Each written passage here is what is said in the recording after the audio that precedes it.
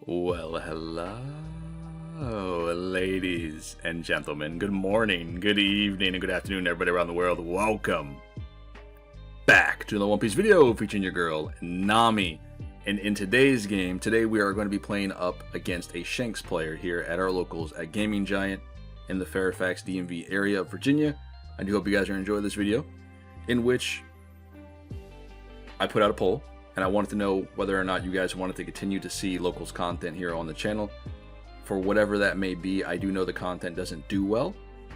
You know, locals content typically never does well here, at least for me. And I think it's more so it's raw commentary, meaning when we're playing a game, you guys also hear other people's audio like in the vicinity. And unfortunately, well, fortunately and unfortunately, we move locations for Gaming Giant. We're at a much bigger space. Previously, I think our cap was like 42 players, somewhere around there roughly. We can squeeze out, you know, here and there a little bit more. Now it's much more than that. This new location has a lot more people. There's a lot more space. It is very, very nice, but there's a lot more audio. So with that being said, I also told you guys I wanted to do these videos with, you know, commentary from me as we go over these games, instead of having a raw commentary. That way you guys can understand what's going on, what new players can understand what's going on, and all that sort of stuff. And I also gain that one-on-one approach with the audience. I'm gonna try my very best to keep these entertaining and do the play-by-play as best as I can. Because the way I set up my camera angle, I don't want my opponent to think at any means necessary that we're trying to peek what's in his hand or any of that, or getting consensus from outside. You know what I mean? I don't like all that sort of stuff. So I try to keep the camera fixated on the board and what the cards are being played on the board. So if you guys have any questions or what have you, leave them down in the comments below. Whether or not your opponent makes a mistake in one of these videos and stuff, be gentle. All right, everyone's still learning things. In any case, this is my deck list that we are going to be running today. I'm gonna try my very best. This is something that I've been playing around with. I haven't taken Nami to a local event and utilizing Sables just yet, so we are going to be playing around with this along with Katakuri. Katakuri, Sables, these are going to be new additions to any of my Nami variations, so I'm not 100% on how these are going to do. I will try my best, and I'll give you guys my feedback on why I thought Sables would be a good idea going into this format if it comes up in particular matches today. I don't want to go ahead and drag this out any further. Let's dive into a game here. I'll see you guys in a split second. Let's go. Alright, ladies and gentlemen, here we go. We're going to dive into a couple games today, give or take, depending on how long these matches are going to be. For whatever reason, your boy needs to upgrade from the latest iPhone into something else, because I typically get 2 of these games down, which is like 30 minutes roughly of content, and then my phone's all like, we have no more space. So I'm debating on just buying a total camera setup and doing it that way. It's very complicated because for what I'm using to record here, it's like, it's a phone and a tripod, right? It's great. It's phenomenal clarity. It's all in 4K. It's wonderful. It's just the space department, because once you get a video on your phone, you have to then save it to a folder. So in other words, it's already on your phone taking up space. Then you have to take that file and then save it to another folder on your phone that is attached to your iCloud. So you're basically taking that video, formatting it into another folder, then taking that folder and then uploading it to iCloud, which requires double space, which is really, really, really dumb. In any case, that's my problem. We'll figure it out. Today we're going to be diving into a matchup here, going into Shanks. And as Nami, I realized that this matchup is not as hard as I thought it was going to be. Just in general, with practice on sim, practice in local scene, I think this matchup is a lot more doable than I first gave it credit for. It is very challenging if you guys don't see the right pieces. We did start off with a good hand here going into the late game. That's typically what I like to do here. My curve for Nami is between 7 and 8 Dawn mainly, and I like to go first in pretty much all of my matchups, just because I utilize the 7 cost Big Mom and the 5 cost Soul Pocus. I like to play around that as best as I can. That way I can gain some life or make my opponent trash life, and it's a little bit easier for me to play around that. But I do know in the Shanks matchup, my 2 cost Nojiko and my Zeus's have little to no value here. Just because Nojiko is popping back your your blocker, right? Remember, we're talking about the, I think it's like a Lucky Roo, right? I always butcher his name, I'm sorry. But it pops back that to the hand, okay? And that's great. Zeus, on the other hand, if we kill it, we lose a card on board. It's just, you neg one. It's not very good. The other options are popping Uta back to hand, and Shanks basically gets to search again, which is not the greatest. In any case, right now we're explaining how my ability works when it comes to Nami. If he decides to swing on me and I can pitch a card from my hand to gain my 2000 power. This is his first local scene event where he plays against Nami, so, you know, new leaders, people don't understand what they do just yet. You have to be kind. You have to teach when you can teach, if that makes sense to you. In any case, like I said, we're just explaining how the ability worked, and that out of the way, Shanks is going to do his turn. We did end up drawing into a Kikinojo off the Nami swing, which is unfortunate. And this is one of like the downsides with the Kikinojo in the Nami list. I always feel like it's so much better in life, right? Obviously.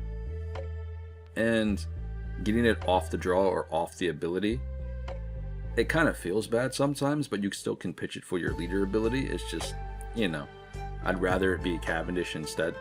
It's a little bit more valuable in that regard. Let's go ahead and play down Cavendish here, or Katakuri, sorry. I do like playing Katakuri in this list. Oh, that's really good. I do like playing Katakuri here over the 5-cost Nami blocker. I know some lists run the Nami, which Nami is really good. It allows you to dig a little bit into the deck. Katakuri, on the other hand, allows you to always have that extra Dawn to attach to your leader. Which, we're on 5 Dawn. So going into next turn, we're on 7, which gives us an opportunity to play in our 7-drop Mom and still have Dawn to attach to Nami. Now we're assuming that Shanks is going to attack us. Therefore we can take the damage and have a card to flip up with Katakuri. So, and there are some situations where, yes, that's a soul focus, so we might heal a life, or they might trash a life. In a Shanks' situation, if he decides to trash, that means it's less cards in his hand, which typically he runs a lot of bricks, so, and a lot of big bodies. His late game is much better than mine, and soul focus kind of plays into that. In any case, your boy's sitting over there on 6 Dawn. I wonder what he's deciding to do here, honestly. He's got 5 up. There's already a blocker in the trash. Plays down Rush Luffy. Okay. So, Rush Luffy can get over my Nami ability, which is unfortunate. I do have quite a bit in hand here. I only want to take 1 attack, though. So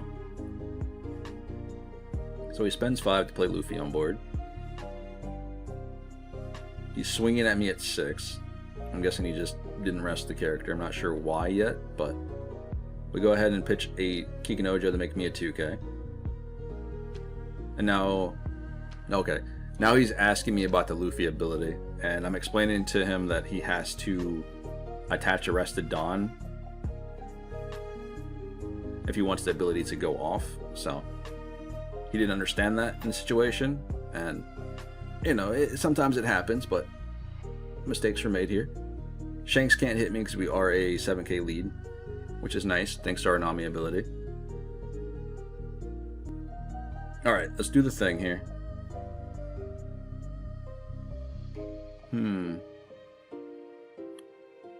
We definitely cannot play Big Mom down and have the Dawn attached, so we have to do it this way instead. Which feels a little bad, but it's okay. We'll play down Nojiko, and we'll bounce back the Luffy to hand here, which gives him 7 cards, I believe, so this will be his 8th card in hand, if I remember correctly. And then we're going to go ahead and drop Pudding. I don't want to have to deal with that Luffy again, and it's already problematic for him to be able to swing for 7, and now he realized he made the mistake, so he's going to be able to swing for 7 consistently next turn, and yeah, we don't want to deal with that. So we give him a Pudding, gets a good old shuffle, and he has to draw 5 cards here. Our board state's not looking the greatest because it's very easily removed, especially against Shanks. He's at 6 Dawn, so it's potential he can drop down a Rayleigh or a Beckman to just remove the Katakuri. You know what I mean? Especially on curve if he has it. I'm thankful we had the Pudding. because after he bounced Luffy back to hand, he is at 8 cards. When he draws, he goes to 9, right? Assuming that he takes the hit. Then he draws, he goes to 10. He's bound to have something big that we don't want to deal with. We do have the Katakuri, though, to put it to life, if possible, but I think we're fine there. Okay. Goes to 8.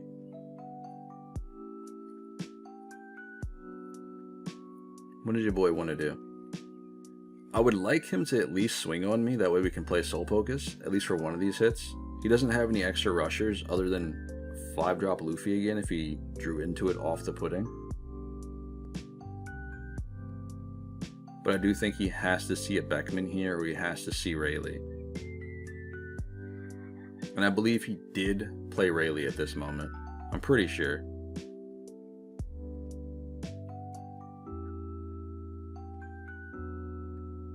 Yeah, he definitely played Rayleigh here. Yeah, okay, so he's resting 7 Dawn. Oh, okay, he plays Uta. Okay. He needs to get Rayleigh, Shanks, or Beckman. Okay. Divine Departure. 7 left. So now he's going to rest 7 Dawn. There goes Beckman. Like I mentioned before, be kind. Alright, if you guys are going to call it, like, just start negative comments or all that sort of thing down there, they will be removed. It is what it is. I get he didn't rest the Dawn, quote unquote, but I'm up here at Gaming Giant. This is a very competitive area. Some of us actually like to come up here to have fun and have a good time. When I'm playing games, it doesn't necessarily matter whether or not I'm going to be competitive. If my opponent is just there to have a good time and vibe, I'm not gonna shark you. It just be what it be. Either way, we're explaining to him how Soul Focus works in this situation, whether or not I get to gain a life or he trashes his life. Cool. That's good for me. Honestly, Impact is very, very strong here. He did get to play the Beckman and stuff down here, which is unfortunate, but Katakuri gotta go, Katakuri gotta go. So now we're debating whether or not we want to drop Big Mom here or play Katakuri down to put the Beckman up there. Which is, they both work out. I'd rather save the Katakuri in case he gets a Rayleigh.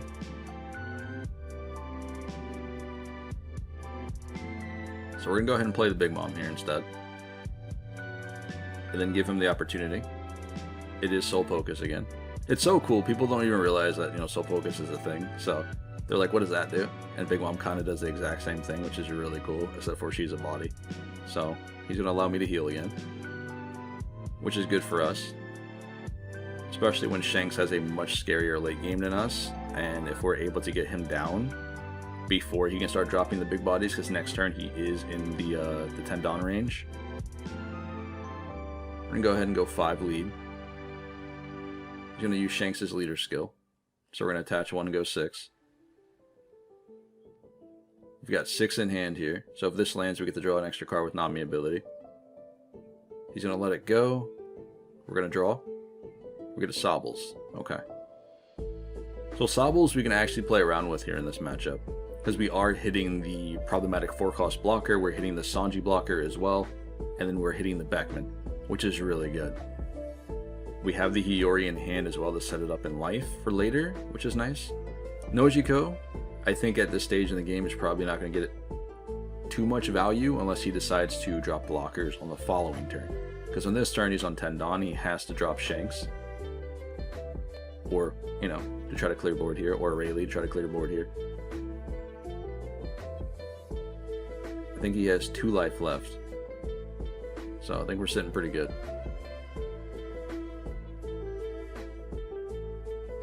I think we have like, what, 3k counter?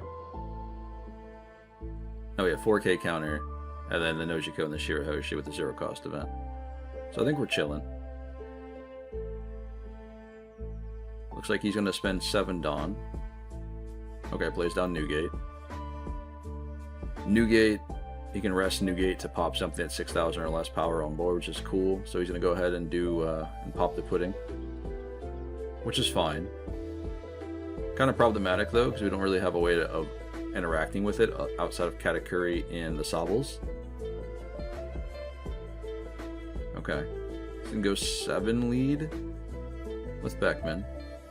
I'm going to trash Nojiko to make myself a 7k.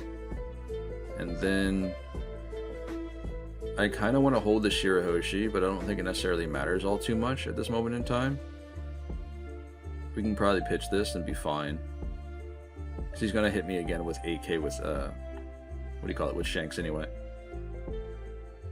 We'll pitch for the 2k here. Because that brings us up to a 9k. Okay, cool. Slave Arrow is pretty nice. This could be an interesting turn here. So I have 2 options, right?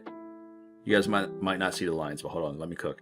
So we spend 2 Dawn, we drop down the not Shirahoshi, we play the what's her name, the Hiyori, and we put the Sobbles in top life, right? We can do it that way, or we can go ahead and spend 8 Dawn and then put the Beckman or the Newgate to bottom of life, right? If we go ahead and do it like this, we get to bounce the Newgate back to hand, which is cool. And it gives him a dead card, right? It gives him a brick. Then we can go ahead and swing 12 into the Beckman.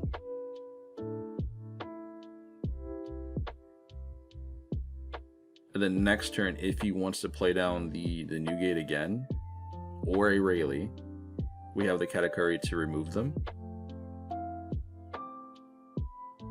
And then we also have the Dawn here for Slave Arrow.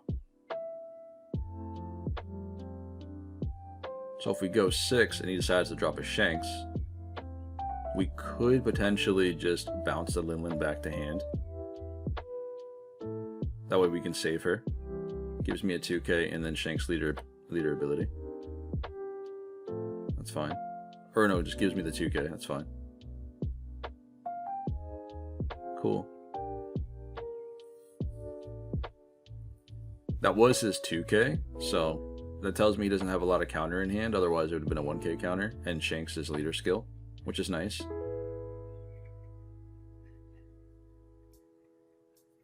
Does he have an answer for this? We already saw one Honesty Impact earlier. 5. Oh, okay, yeah, I forgot about this, that's right. I forgot about he had that card. So he got that off his second Uther search. Yeah, that's my bad. Oh well. I'm glad we decided to attack with it that turn then. He's got 5 left. Alright, 10k swing the lead. Let's take this hit instead. Get a Zeus. Go down the 2. He got the removal there, and the following turn could be pretty spooky because we have no big bodies on board. If we drop the Katakuri, we're going to put Nojiko back to top of life here face up. Respectively, it heals us, which is nice, but it's not doing all too much. Because in this matchup, I kind of want to use Katakuri for, you know, his board. Not necessarily mine, really. Let's start off by going 6 lead.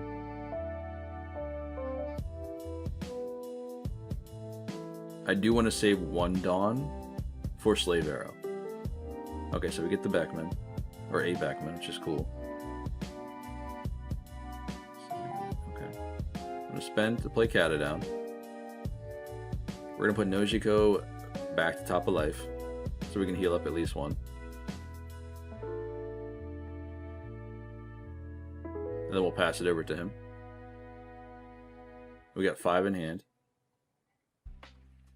Now, my reason being for leaving up 1 Dawn was because if he decides to attack me, whether or not he plays a 10-drop Shanks or what have you. Oof. We can go up, use Nami's leader skill, and then bounce the Katakuri back to hand, and play it back down and pop something else back on our life.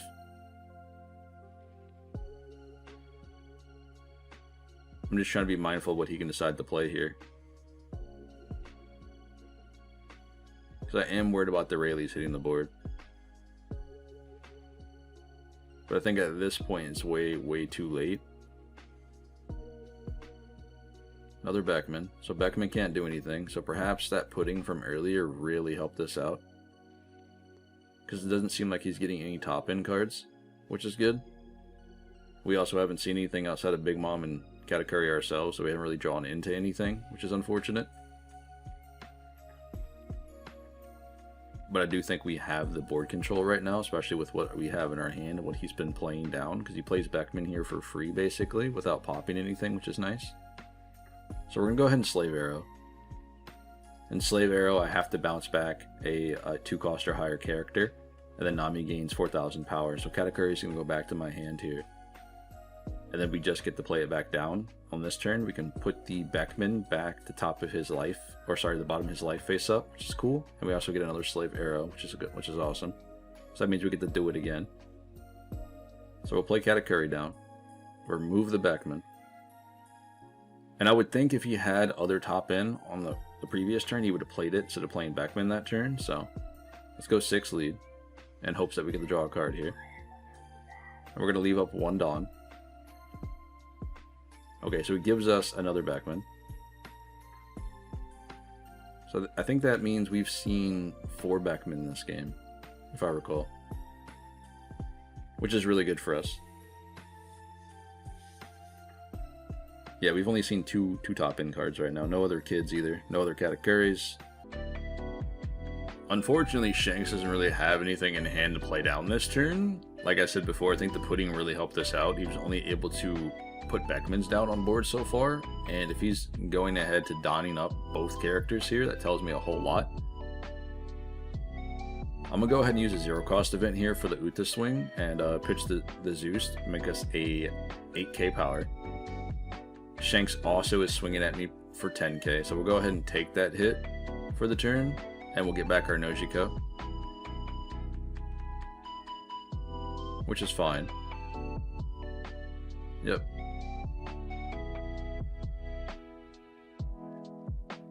Another 0-cost event here. Like I said, our hand is not the greatest. We got so many defensive tools and not any big bodies right now, or any bodies in general here. Like even seeing a Kikanojo on play would be, or on the board would be really nice. So, instead, this might feel a little weird, but I kind of want to know what we're going to get. Let's go ahead and go 7 here. 8. And we'll draw. Perhaps we can get a Big Mom and this attack can land. That would be kind of cool. Okay, takes the hit. We get a Soul Focus. Let's go ahead and play Soul Focus here. I imagine he heals us, because I don't think he wants to go down to 1 here. Because he knows what Beckman is. You know, he knows the last life. Yeah, so we get the heal. Go back up to 3 of 2 Dawn open. Let's go ahead and swing for 9 with Katakuri. Leave 1 Dawn, because we do have the extra Slave Arrow. I think this would be the situation where if he does have the Rush Shanks, we can go ahead and bounce the Katakuri back to hand. And then his leader can't hit me, because we just pitch something else to make us 2k, or 7k.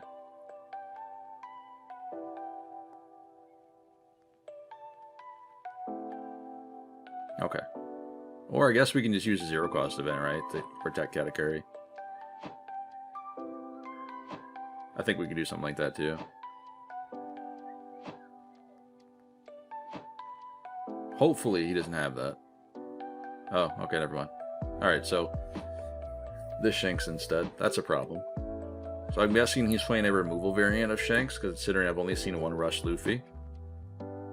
Either he hasn't drawn into them, or he's typically just a control variant of a Shanks player. I'm not 100%.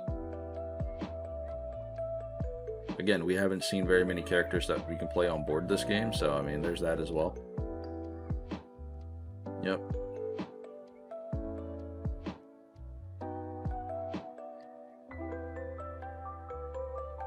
Another Sobbles, not great.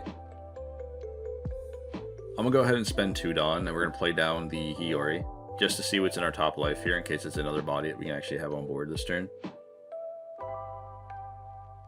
We'll take the top. Another Nojiko. In any other matchup, this has been fantastic, but Shanks doesn't play a lot of small bodies on board. We'll go ahead and put Sobbles up top there. just to try to play around any 7-drops he decides to put on board. He still has the potential to play Newgate down and rush Luffy's. We're going to go ahead and go 8 to lead. Or 8 to lead, 11 to lead. Math.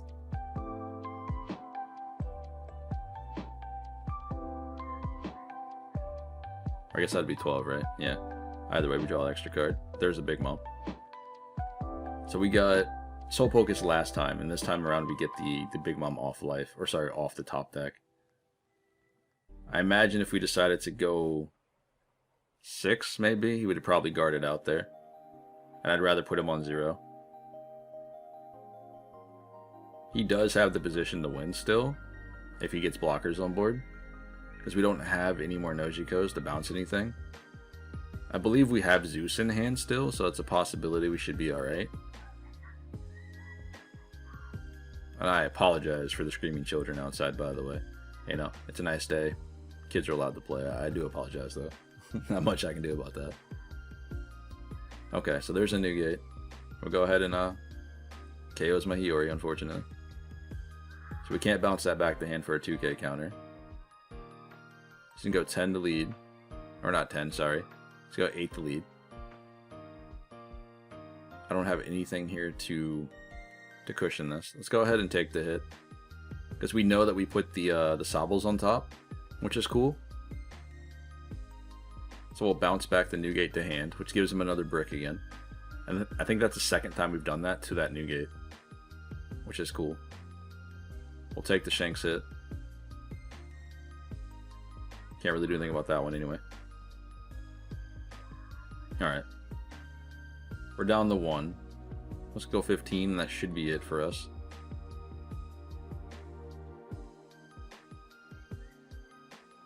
And well played, man.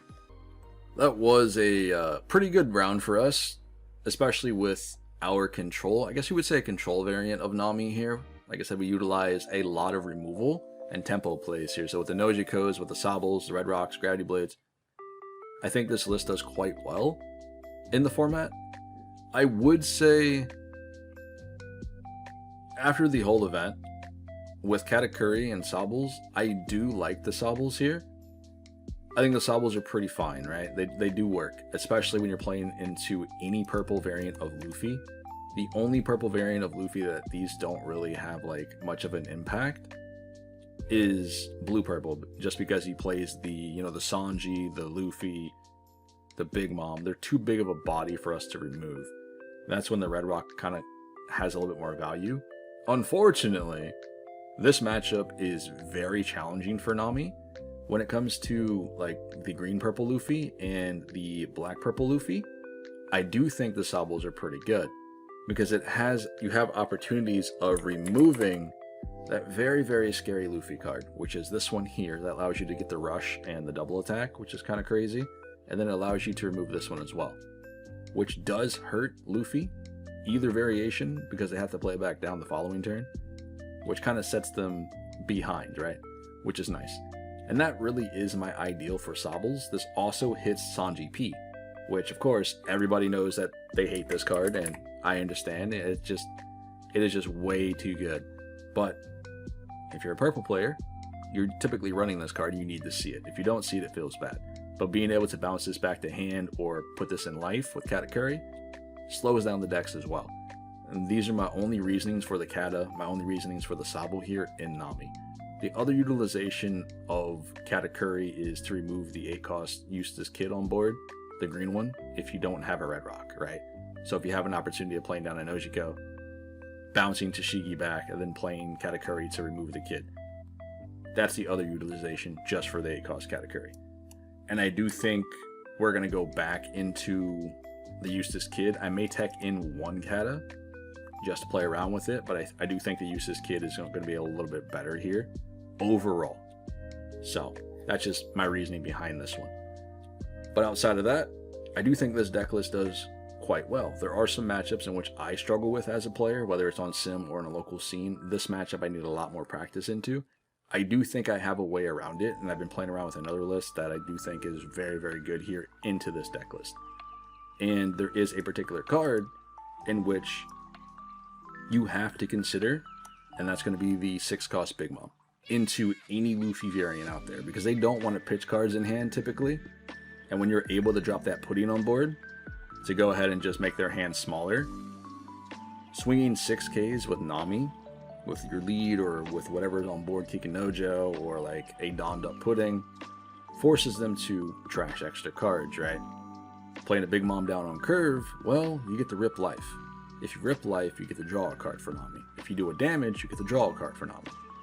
You play it on Eustace Kid, you rip life, you draw a card. Them already being low life and they not having a lot of cards in hand due to pudding effects and due to Big Mom effects really helps you control that game, especially if you guys have the tempo.